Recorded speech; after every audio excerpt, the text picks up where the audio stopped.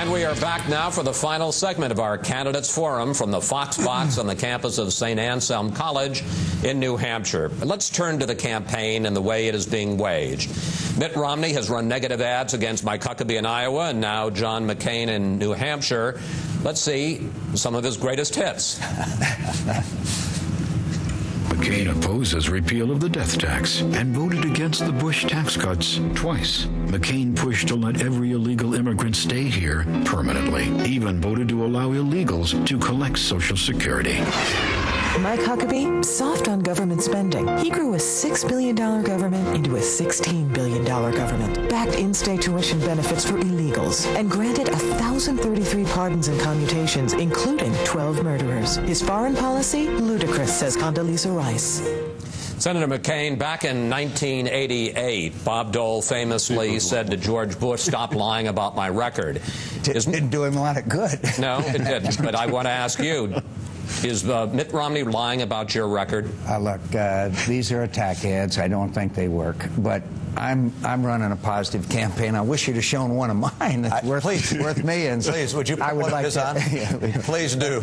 But so, look, I'm running for president because I want to lead this country, and I believe I have the experience and knowledge and background. We've run, and basically, we responded once. But look, the message that we're trying to give, and I will continue to give, is why I'm qualified to lead. And the people in New Hampshire, the town hall meetings, the interface we've had with them is what's been wonderful for me. It's been the greatest experience of my life now to have a second opportunity to come before the people of New Hampshire, and I think they'll judge us overall by the kind of campaign we run. You suggested after he lost in Iowa that the negative ads were one of the reasons that Governor Romney lost. Obviously, since I didn't come in even second, and by the way, I'm demanding a recount with Senator Thompson's vote. I still think that was a bad count. I think there were some hanging chads there. Look, everybody runs their own campaigns. The people make the judgment. We respond, but look, that's politics hidden beanbag, and we're moving on. Governor Huckabee, you have said that Mitt Romney is running a, quote, desperate and dishonest campaign. Explain. Well, there were some of the things in the ads that were misleading, but I'm also at the point where I realized that I made a tough decision. It was, frankly, a tough decision because you're very tempted to go out and respond to these negative attack ads with, you know, a counterpunch. I made the decision I wasn't going to do that, and I think the people of Iowa rewarded me handsomely with this resounding victory, even though I was incredibly outspent and outmanned there. I think it was a great affirmation of what people are looking for in their next president. They want a president who's for something, not who's just against the other people who are running for president.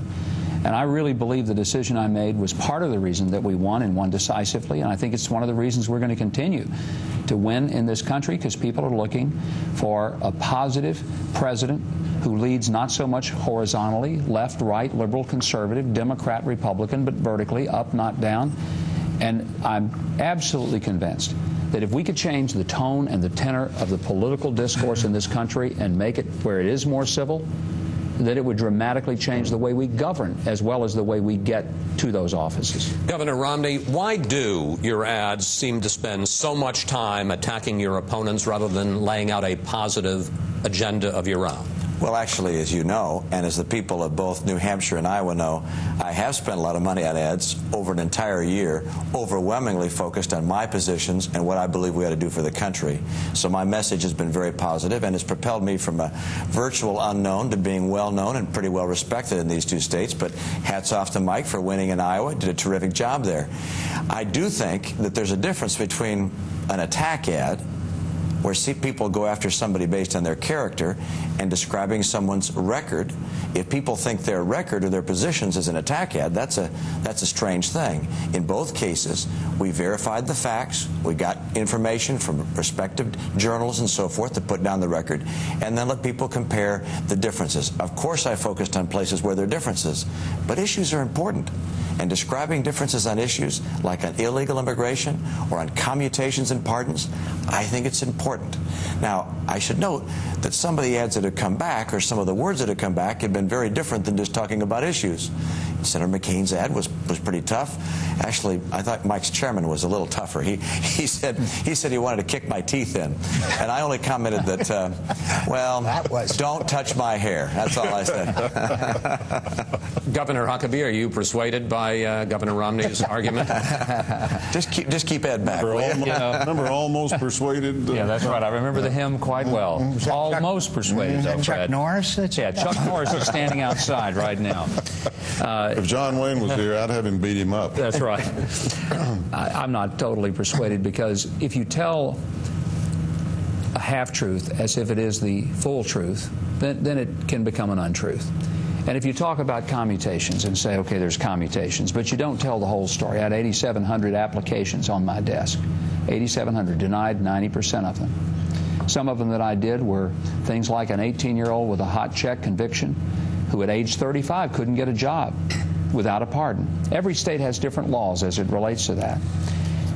When it comes to things like spending, no less than the New York Times took that ad apart and said that it was absolutely untrue, and said that the spending in my state did not increase as he had indicated, but that if you took those figures, that it was very comparable to what had increased in Massachusetts, and it was more like 3.9% during the 10.5 years that I was governor.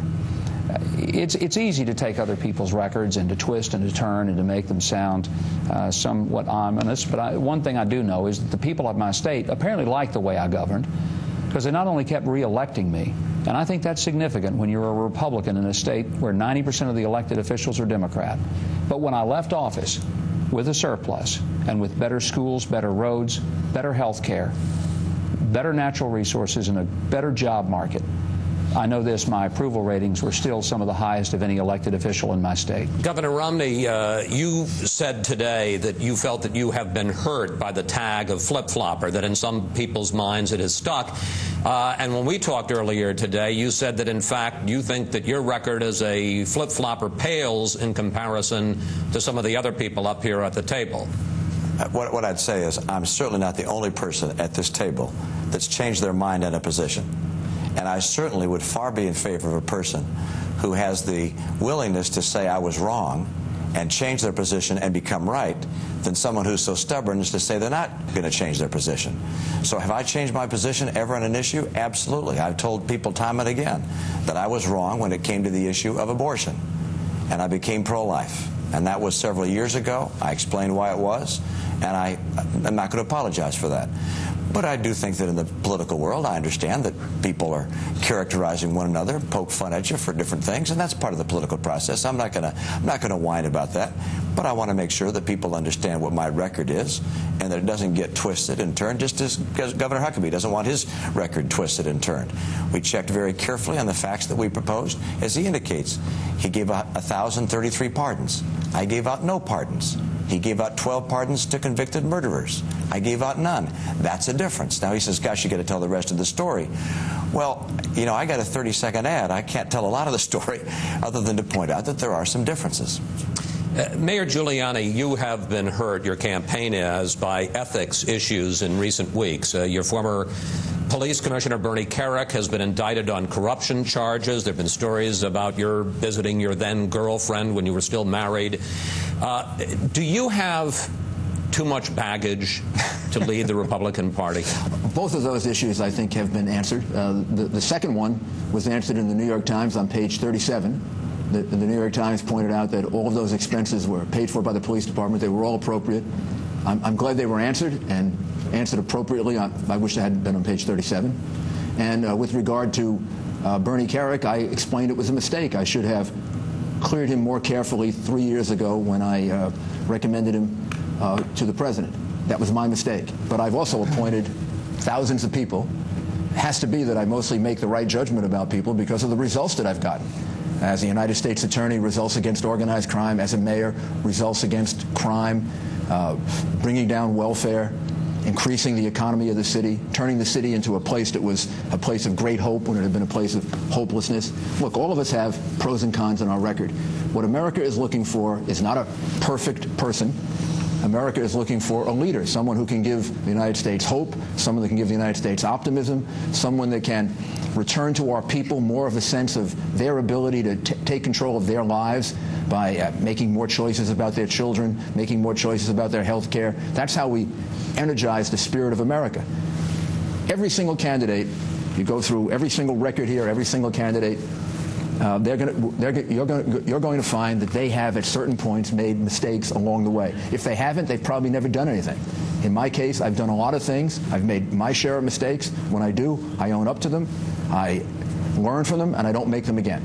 I want to just follow up to this extent. Can you assure Republican voters, because you say these cases are settled, but in fact the Bernie Kerik case is not settled, there's going to be a trial, a prosecution. Can you assure Republican voters that nothing will come out Absolutely. in the Kerik case, which does allegedly involve links to organized crime, that nothing will come out that will embarrass Absolutely. Republican voters if you are the nominee? It has nothing to do with me. It's been gone.